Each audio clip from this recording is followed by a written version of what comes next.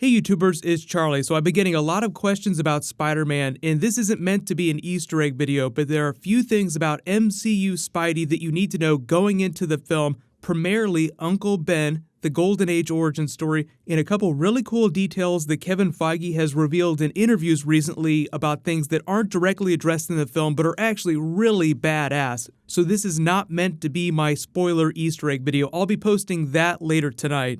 There's a new round of the Spider-Man ticket giveaway too. All you have to do to enter is be a subscriber, leave a comment on this video. So you'll notice that one of the biggest missing things from all of Spider-Man's stories that they've been telling so far is that there's no Uncle Ben. Uncle Ben isn't even mentioned in the movie, so a lot of people are like, wait a minute, we know he exists in the universe because there's Aunt May. Peter went to live with him after his parents died. We all know his origin story. So there are a lot of changes that they make to Spider-Man's backstory as they bring him into the MCU, just to dovetail with all the big events that have happened so far. And the biggest is the Battle of New York, because it informs a lot of big plot points in the movie, which I'll talk about during my full Easter egg video.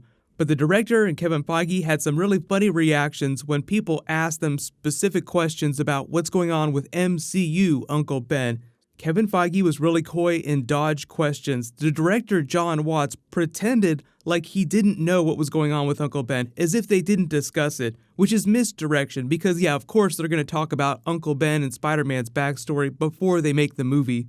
You've all heard stories about how they wanted to make this film feel as different as possible from previous Spider-Man films without completely throwing away all the things about Spider-Man that make him Spider-Man. One of the biggest hallmarks of every Spider-Man film so far is that they always do that Uncle Ben scene. You have this extended sequence where Peter realizes what he was talking about when he said, with great power comes great responsibility. He witnesses Uncle Ben die, and that's his big call to action. Remember, with great power comes great responsibility. Carjacker, he's been shot. Look, we just called the paramedics. They're on their way. Hey, stay back. Uncle Ben? Uncle Ben? Uncle Ben? Peter. But it sounds like what's happening with MCU Uncle Ben is that they just want to leave that for later on. They might do a flashback in a future movie. One of the biggest theories now is that they're changing that part of the story. Uncle Ben was not killed by the robber that Peter let get away like you've seen in previous films, like you saw in the comics. Instead, they're using the Battle of New York, just like they use for other big plot points in the movie, and Uncle Ben died during that. That became Peter's big call to action.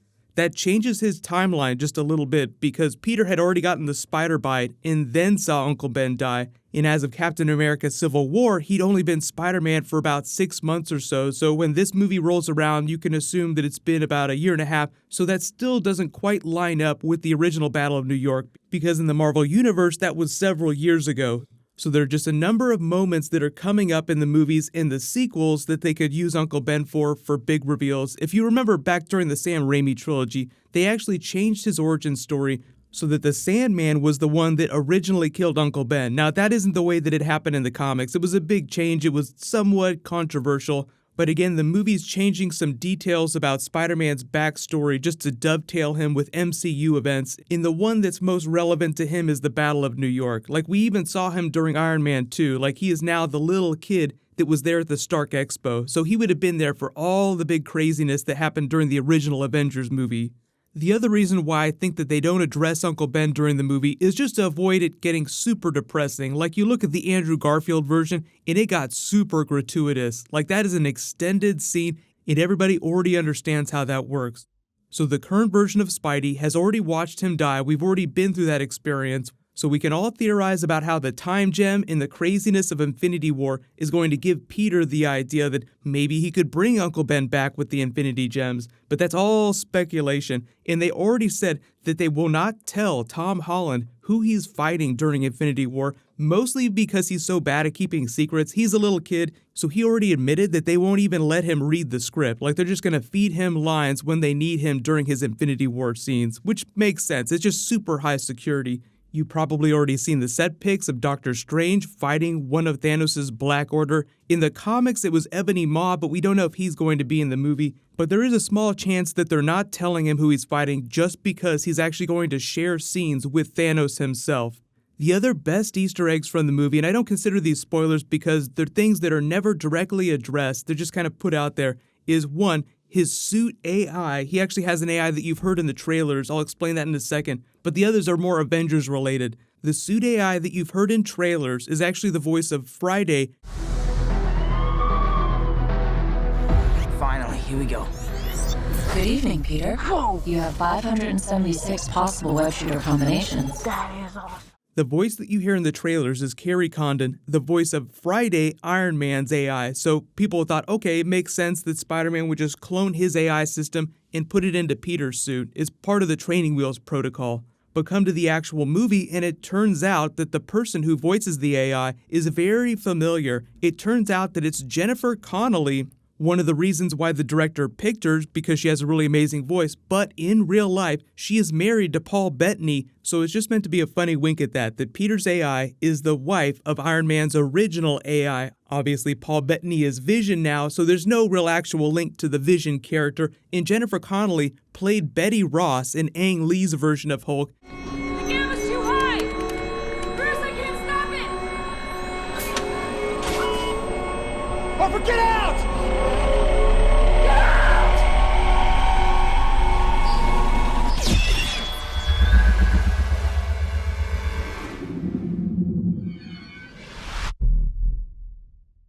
There's really no reference to that, but it's just a nice meta Easter egg. So you have Betty Ross, who is also the wife of Jarvis, talking to Spider-Man in his head.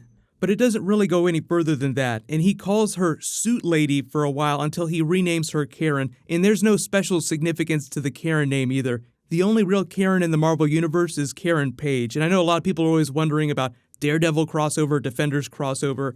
The director has made some comments about trying to do Blade or possibly Morbius in a future movie, but that's just speculation. I don't actually think that they're going to pop up in the next Spider-Man film.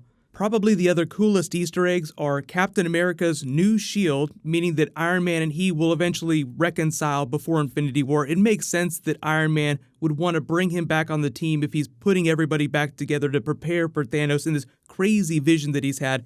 And there's a belt from Thor that shows up during the movie. People think that it's a new belt, but it's really just one that he left behind. That's a very, very interesting theory. I have a simpler one.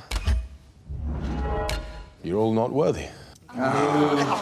So it's an old belt from Thor left over from Age of Ultron when they were all still living in the Stark Tower. So I'll explain more about the Easter eggs, what happens that sets up the next movie. There's just a lot of spoilery things that I can't talk about till I post my spoilery video. There is some more Game of Thrones that I'll post later tonight, but I will drop my post-credit scene video later tonight so you guys will have a chance to see it. Make sure you stay through the end of the movie. They set up some really big stuff. It's going to be really exciting to talk about the future of Spider-Man in the Marvel Universe. He's critical for their Phase 4. But congratulations to the latest giveaway winner, Chill Mike. Please private message me on the back end of my channel so I can get your contact details. You can click here to rewatch that prequel sequence, and you can click here for brand new Flash Season 4. Thank you so much for watching. Everybody stay awesome. I'll see you guys tonight.